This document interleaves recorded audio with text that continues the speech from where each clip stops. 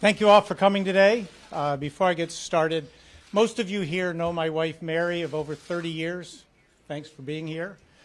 National press may not know Mary Sue as well as our local press does. So over the years, I've often talked about the American dream. I'm extremely fortunate in that I have lived it.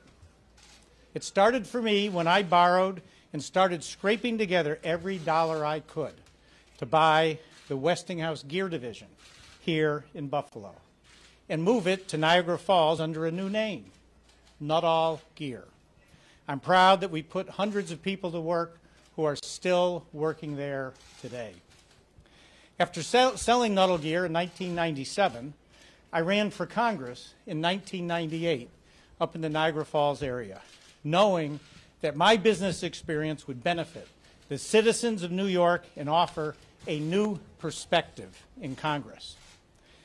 After being humbled in that race, I spent the next 10 years as an entrepreneur, investing in and helping to stabilize dozens of bankrupt and financially distressed companies, saving and creating hundreds of jobs here in Western New York. In 2007, I was recruited to run for Erie County Executive to turn around the effective bankrupt county. I was elected, and by applying the principles of Lean Six Sigma, turned around the county finances in 18 short months, all the while honoring my campaign pledge to work for $1 a month. One of the many companies I invested in was a small drug development company, Innate Immunotherapeutics, that was working on a unique cure for HIV patients suffering with AIDS. Ultimately, that focus shifted to a treatment for secondary progressive multiple sclerosis, which is one of the deadliest autoimmune diseases known to mankind. My affiliation with this company is why we are here today. I've been an avid and unwavering supporter of Innate Immunotherapeutics for more than 15 years, long before I came to Congress or was elected county executive here in Erie County.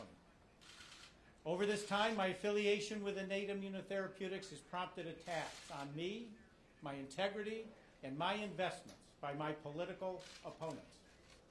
I believed in the company and still do, and in the potential of a drug that had the real possibility of improving the treatment options for secondary progressive multiple sclerosis patients, which is about the most debilitating disease known to mankind, and something that I saw firsthand affect a close family member.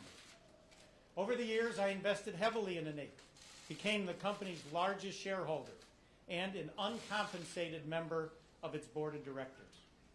Without my investments and steadfast financial support, the company would have gone under, bringing with it a premature end to a drug I truly thought would revolutionize treatment options for secondary progressive MS. Of all the things I wanted to accomplish in my life, finding a cure for secondary progressive MS was at the top of the list. After years of blood, sweat, and tears, we firmly believed we were on the verge of a medical breakthrough. Sadly, despite showing great initial promise, the drug was ultimately shown to be unsuccessful, which is a setback for all those suffering from this deadly disease. Many have speculated about my relationship with Innate. Here are the simple facts. My connections with the company are well known. I believe I acted properly and within the law at all times with regard to my affiliation with Innate. Throughout my tenure in Congress, I have followed all rules and all ethical guidelines when it comes to my personal investments, including those with Innate. When it became clear that the drug I and others believed in fell short of our hopes and expectations, I held on to my shares rather than sell them. As a result, the significant investment I made in the company, worth millions of dollars, were wiped out. That's okay. That's the risk I took.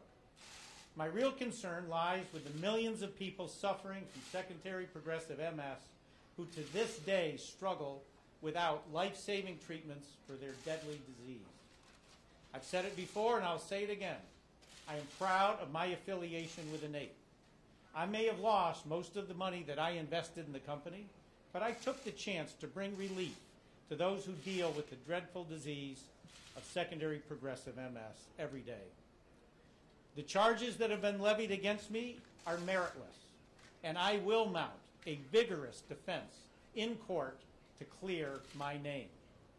I look forward to being fully vindicated and exonerated, ending any and all questions relating to my affiliation with Innate.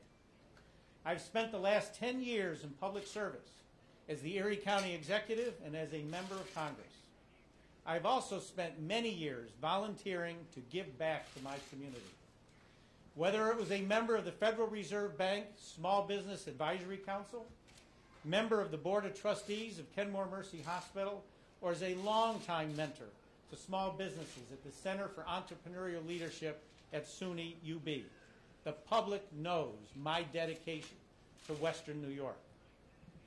Because my focus is to defeat the charges in court, after today, I will not address any issues related to Innate Immunotherapeutics outside of the courtroom. As I fight to clear my name, rest assured, I will continue to work hard for the people and constituents of the 27th Congressional District of New York, and I will remain on the ballot running for re-election this November. Thank you very much, and have a great night. When you call the press conference, you're all the way from the table, you expect to be able to ask at least 3 questions, Congressman. Congressman,